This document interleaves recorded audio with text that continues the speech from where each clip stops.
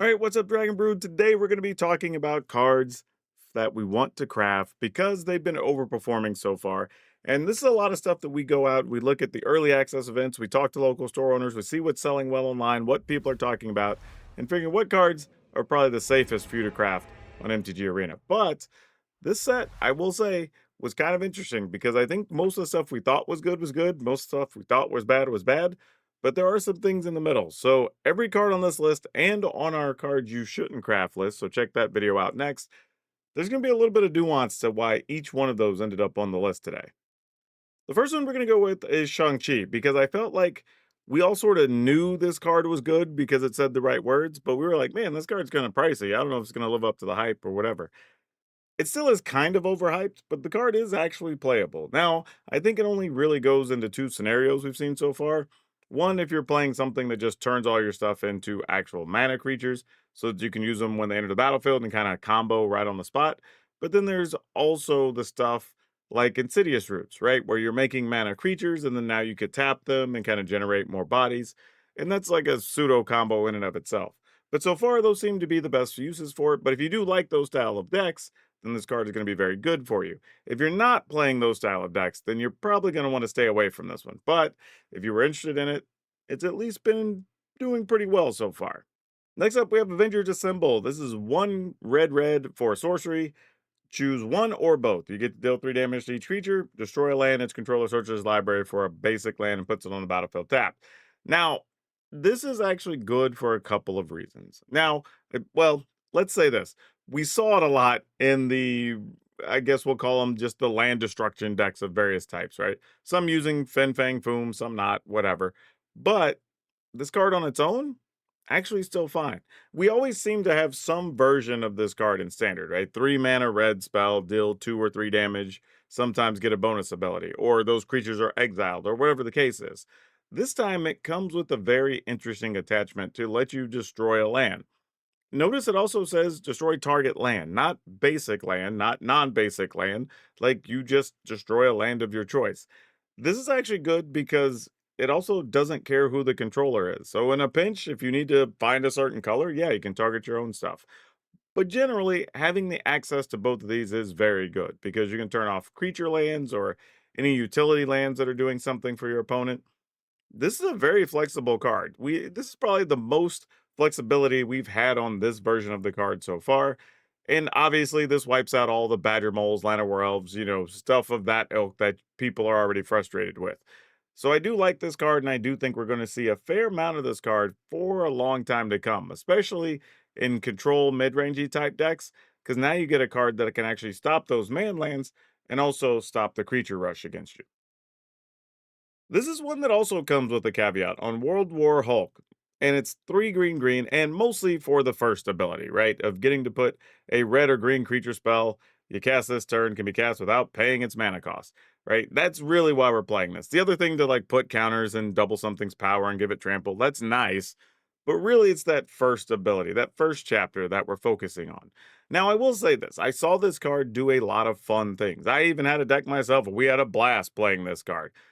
And it did kind of do exactly what we wanted it to do. I think the thing about this card, though, is we haven't even seen the best things to do with it because it does say spell, creature spell at that, red and green, but that's a lot of stuff, right? When you're talking no artifacts or whatever, but there's a lot of big red and green creatures that don't see a lot of play, but can because of this card.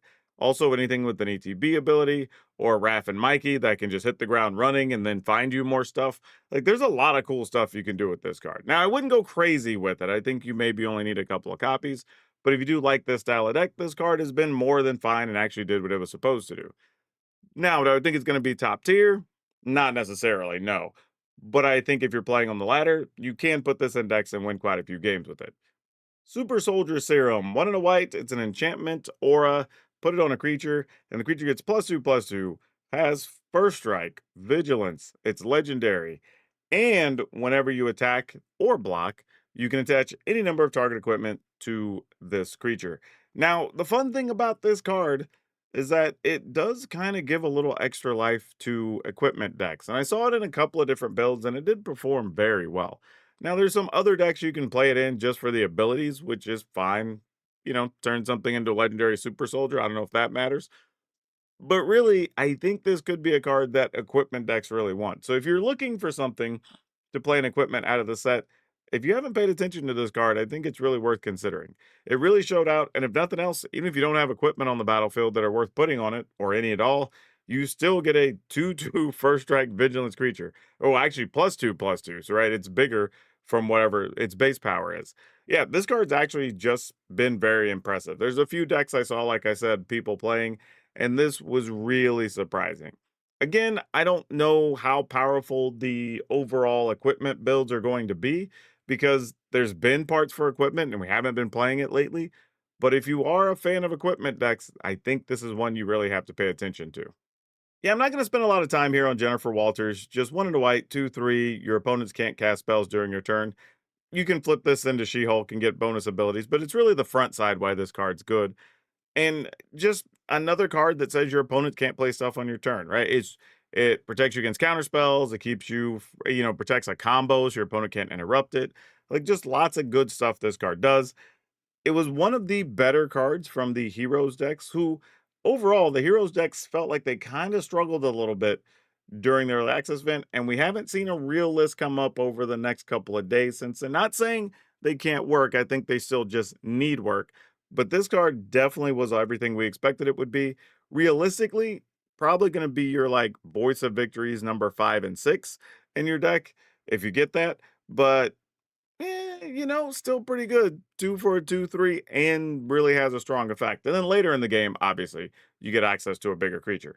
So yeah, this one, no surprise. We knew it was going to be solid. It's solid.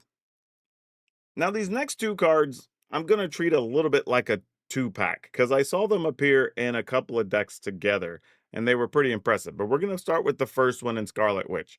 It's 2 and a red for a 2/3 legendary creature, mutant, warlock hero. Instant sorcery spells you cast with mana value 4 or greater cost X less to cast, where X is Scarlet Witch's power. Now, I think when a lot of people first read this card, they were thinking, oh, well, I have to get this up to a 3 or 4 so I can Magic Christmas Land, play all my spells for 1 or 2 mana. No, you really don't, actually. If just getting 2 mana off a spell with this is fantastic. 4, 5, and 6 mana things costing 2 less, great. Even better, if you have a way to generate treasure with any of those things or extra mana, you still get the discount on the next thing. So it's not even like the next spell you play. It's all instants and sorceries you play. So yeah, that gives you access to just run out multiple spells in a row. If you're playing red spells that generate mana, now you have another spell that's virtually free, I guess, while getting whatever effect is attached to it. There's just all kinds of stuff you could do with this card. And each time we saw it, if you didn't kill it, it caused a lot of problems. But the other card we often saw with it was Thor, God of Thunder. 3 red for a 5/5 flying creature. When it enters, exile target equipment, instant or sorcery from your graveyard until end of your next turn. You can play that card. And then whenever you cast a non-creature spell, deal damage equal to that spell's mana value to a target. You kind of see where this is going, why these work well together, right? You get the discount on the other instant sorceries. You play Thor, you get to replay it. Now you get the discount next turn, even if Thor dies. You just play the spell. If Thor doesn't die, well, you're dealing a lot of damage to your opponent. Yeah, this card, I think when we saw it, people were kind of going, okay, how do I get Mjolnir into play and do all that stuff? But you don't really need that, honestly. Just the fact that it works for spells sets up so many things you could do with this card. Even just doing big things in general that have some other effects, great. Now I get to deal 4 damage, 5 damage, 6 damage. These two cards, surprisingly, like I said, showed up a lot together. Now, individually, they still did their own thing, but there are some decks where they can play both. But I think both cards were good, but not in the ways people initially thought or intended they would be used.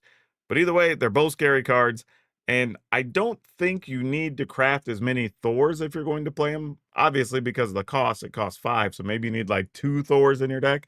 But if you're playing Scarlet Witch, there's a good chance you're going to just want 3 or 4 of them anyway, because you're trying to make sure you have it when you have the 3 mana, so everything else is cheaper. Or, honestly, once people figure it out, she's probably going to get targeted for removal, and you'd like to have a backup.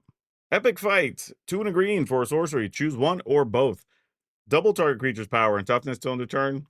Target creature you control fights target creature an opponent controls. Yeah, this was actually pretty surprising. Like, not even surprising, just slightly better than we thought it was going to be. Because honestly, I think we all accepted that the words on this card were good. I think the biggest issue was it worth it at 3 mana? Yeah, it is, actually. Especially if you have something that tramples or has death touch. or any type of evasion for that matter.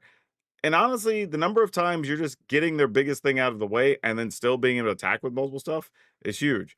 And one of the best things about this card is one of the issues mono green aggro decks tend to have is you don't want to take away other cool cards or even aggressiveness to play removal. This allows you to play your removal spell, which is a fight spell, while also getting a big attack in. And honestly, I'm kind of running what happens whenever you play this alongside practice offense. Splashing white for that crazy card. Hadn't seen that yet. Though technically they both cost 3, but we'll figure that out later. There's a lot of cool stuff you can do with this card. I think we will be seeing this card in aggro decks. I just don't think we've seen the best aggro deck that wants to play it yet. And this could be, honestly, even in the mono green landfall deck that's already wanting to double power, this is another card that just lets you double it, which is nice. And that deck can already produce tramplers. So there's just all kinds of stuff I think this card is still poised to do. So yeah, if you want to play it, go for it. I don't think you necessarily need a set of 4, but 2 or 3 in your deck, you'll at least have room and some utility for 'em. Hawkeye, Master Marksman, 1 in a red for a 2/2. Human archer hero, first strike in reach. Whenever Hawkeye becomes tapped, you may pay 1 up to 3 times. When you do this, choose up to that many. Those options are target creature can't block this turn, Hawkeye deals 2 damage to target player, or you get to discard and draw a card. Yeah, this card was solid every time we saw it. And it makes a lot of sense, right? It's a 2 mana 2/2. It has reach, it has first strike. Sometimes it's going to make something not block. Sometimes it's going to find you a card when you just drew a land, you want a real spell. Sometimes it just blasts your opponent because they don't have anything in the way and you're like, F it, I'm going to attack, take 2 more damage. Yeah, this card's just a lot of value for 2 mana. Because it's legendary, I don't think you want 4, especially since you're planning on trying to play it on turn 2. But maybe just put 2 of them in your mono red deck or whatever your red X aggro deck is and just take advantage of it. The card's good, right? A red card that can get the blockers out of the way while also finding ways to find other damage and just do additional damage. It at least lets you do something with your mana on those turns where you don't have anything else to do with it. Really cool card. The only thing that I think holds this back is a lot of the red builds or the red X builds are kind of playing around Slick Shot or playing with Slick Shot a little bit and playing more instants and whatnot and using mana for that. So the builds might need to change to play this, but the card itself was very good. And I will note, this also does block several of the flyers that you're seeing because most of the flyers, including Slick Shot, tend to stay at 2 toughness. This is another one that's going to come at a caveat. I think Doctor Doom was actually a solid card, but a lot of the decks we saw it in, it didn't end up on the battlefield that often. When it did, it was pretty impressive. 6 mana for a 3/3 that makes 2 other 3/3. So effectively 9/9 worth of creatures for 6 mana. Very good. Will it show up in a lot of decks? Not necessarily. I think if you like playing the mid-rangey control decks that do want this type of creature, then yeah, go for it, right? It's even a card that can let you play something, block a few things, buy some time to you get your opponent to overcommit, play a board sweeper, or, maybe you play it, chump block with one of your Doom bots, then you sweep the board, and then you still have the only creature left, right? There's a bunch of other things you could do with this too.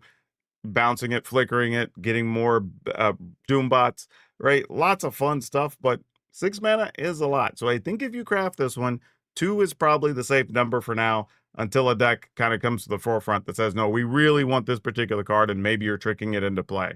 But the card itself is actually solid when we've actually seen it hit the battlefield. Question is just how often will it hit the battlefield? I also want to say something else about this list. Like, this is not the exhausted list. Yes, there are tons of things that you still want to craft or not craft. We can't talk about every single one of them in the video because this would be like a 3-hour video. But these are here to help you, right? I'm just taking the information we found and hoping you can make better decisions. And don't just take my word for it. Look at other content, find other people talking about it, other podcasts. Just let this be one data point in your decision making. But yeah, this set actually lots of good cards to play. So hopefully this helps. But don't forget, check out our other video on things that you maybe shouldn't craft. But that's all I have for now. We'll see you next time.